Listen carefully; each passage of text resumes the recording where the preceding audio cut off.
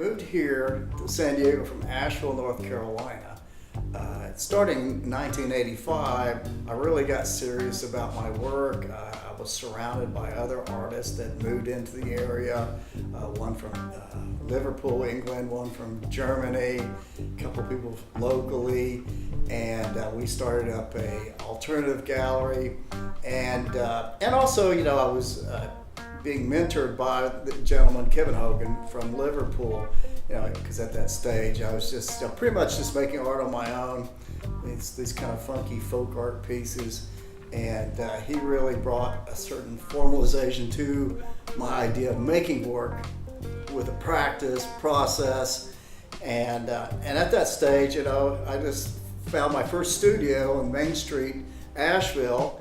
You know, I've been making art forever. You know, I think when I was 15, I saw a documentary on Leonardo da Vinci, and the realization of Da Vinci was he wasn't just a painter, but he was also an inventor, you know, and the prospects of what art could be for me at that point really expanded my notion of art forms and moving in various directions. I realized my voice as an artist at a stage when I was sharing art with people at the factory. And what I was doing, it was just presenting a lot of various ready-made kind of appropriated ideas.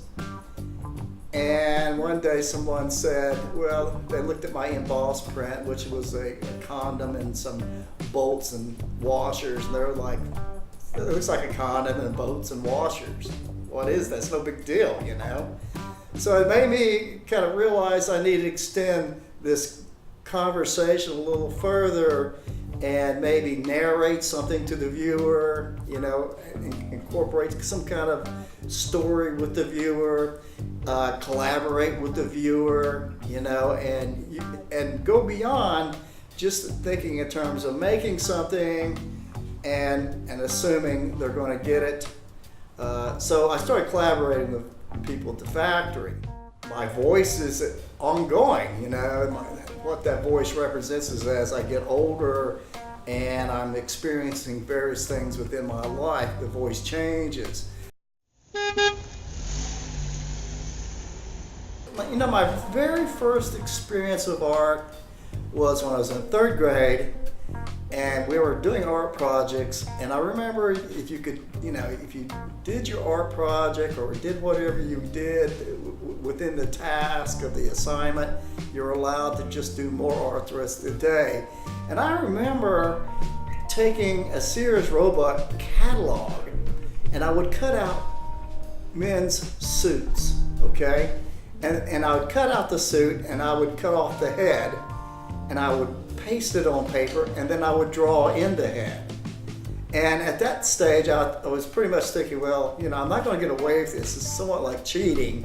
But my art teacher at the time, was just flabbergasted over it. She thought it was just amazing, you know. And I'm like, really? You know, and that kind of opened me up to the possibilities of cheating and how I could go about outside of just like the traditional way of rendering everything. You know, it was my first appropriated art piece was using Sears Roebuck, you know, catalog. Yeah, that was my first experience of that, you know, outside of coloring books and things like that, yeah.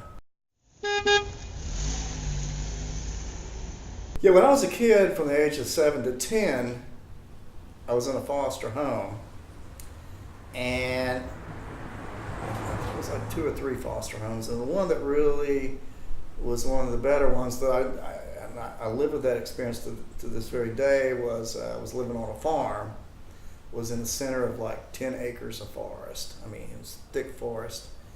And I remember, you know, if we went to the church, we had to follow this path, which was almost a mile going to church, to the woods. And if you didn't stay on the path, you were more apt to get lost. And that happened to me at one point where I didn't know where east or west or north or south was. And next thing I knew, I was spending the night in the woods and being really lost. And to this day, I suffer from a certain directional deficit of north or south. To this day, I get really disoriented sometimes. I don't know if that's a product of it,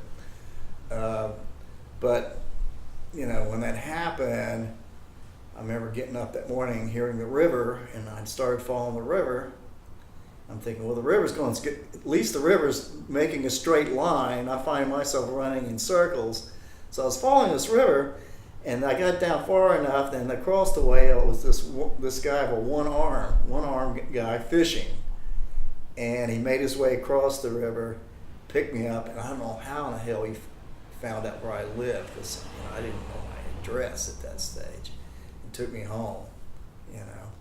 But yeah, that was a really frightening. It's a really frightening experience, in the sense of just not knowing, where you're at, and just a sense of vertigo kicking in.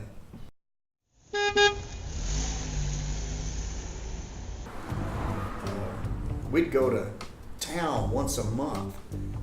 My foster family, who was the gentleman was a product of World War I.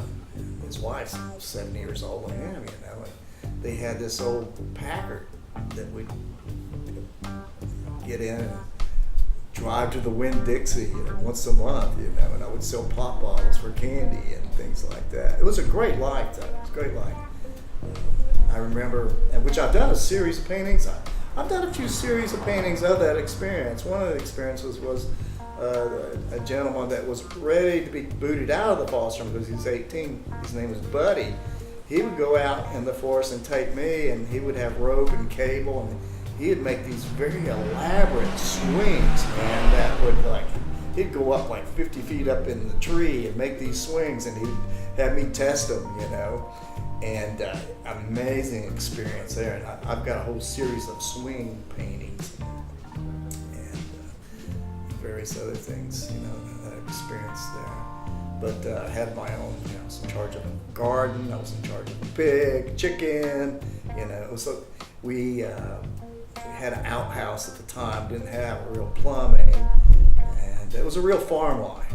I worked in the sawmill to make money, as a kid. It was a really good experience, though. It was a good experience. It was a real farm life. I worked in the sawmill to make money, as a kid. It was a really good experience, though. It was a good experience. Probably at that age, when they started, getting me to help the old man, it was probably around 9. Yeah. Everybody had to do something on the farm. You couldn't just play all the time. We had our chores, which were fun. I dug being responsible for various things, Till I killed a chicken one time accidentally. I thought for sure I was going to go to hell.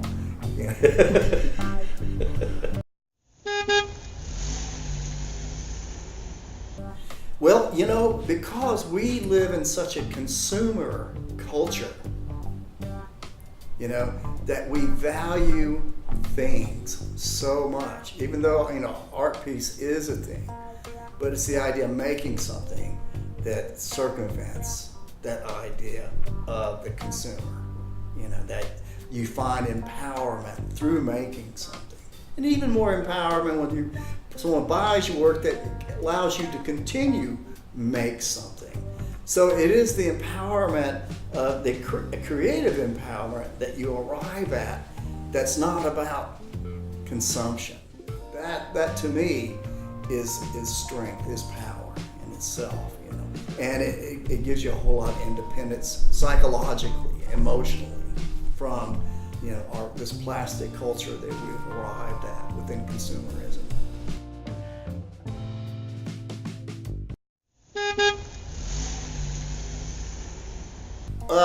What I like to accomplish is more independence, within the art world, which is a very cronyistic kind of system that's attached to academia and the art world itself.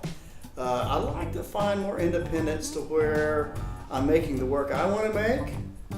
I'm making a living from that work, and finding that kind of freedom. Ultimately, art is freedom for me, and the more freedom I can have through my art and making the art that I want and selling the art that I'm making, the better.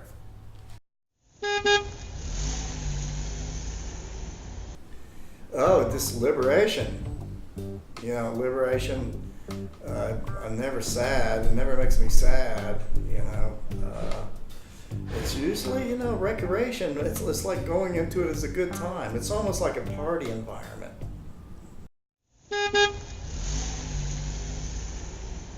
Well, just waking up, you know, 4 o'clock in the morning and hitting it, you know, and having an idea that's pushing you into it. You know, having that curiosity of what's going to happen on that given day. You know, it's not just a matter of like, you know, wanting to accomplish a painting, but it's the idea of the idea wanting to reveal itself to you. You know, it's that curiosity factor that keeps me going every day. You know, so yeah, there's many layers of processes I've picked up on that I'll revisit based on that certain circumstance that calls for it. Definitely.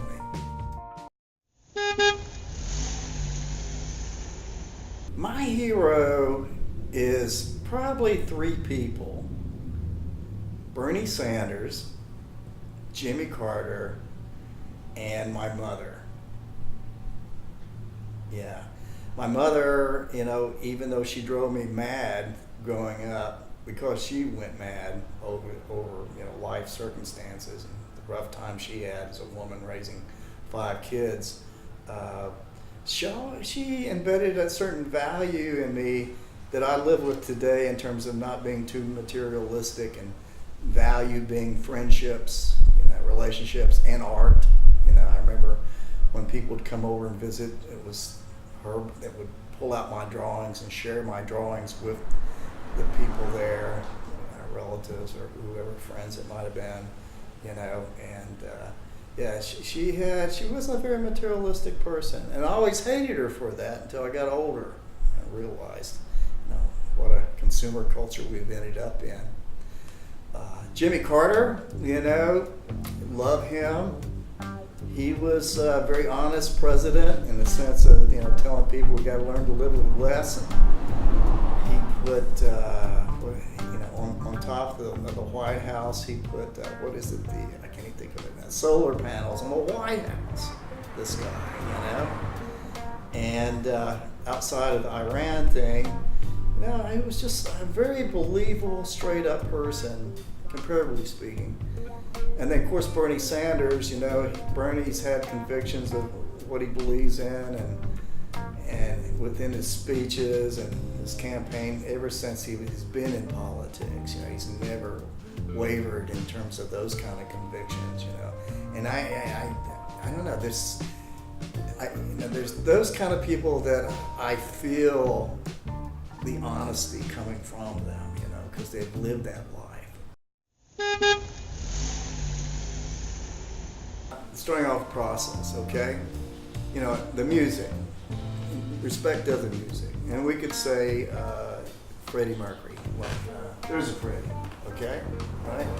And the idea of Freddie, I don't know Freddie, but I definitely have evolved within their music, Queen's music. It's influenced my culture, okay?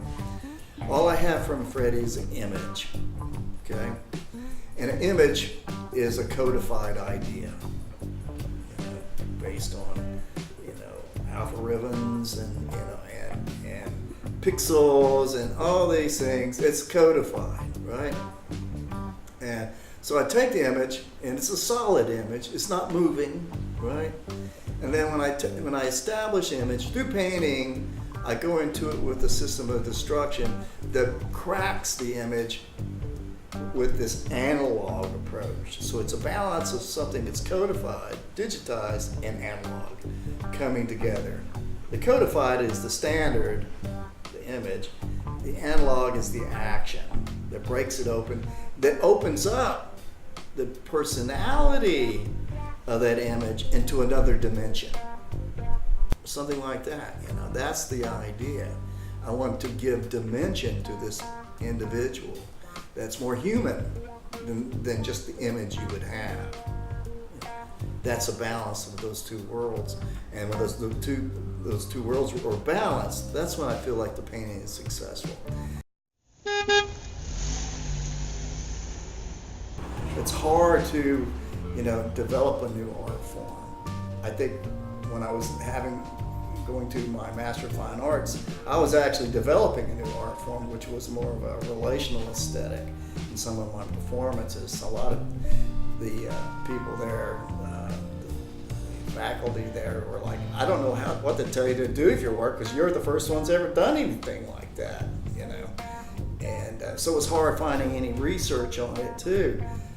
But painting, there's a huge lineage of information on that. People see my painting and they say, well, it's a derivative of Francis Bacon, But going beyond that, it's more derivative of biomorphic surrealism, which is more of a Jean Moreau idea.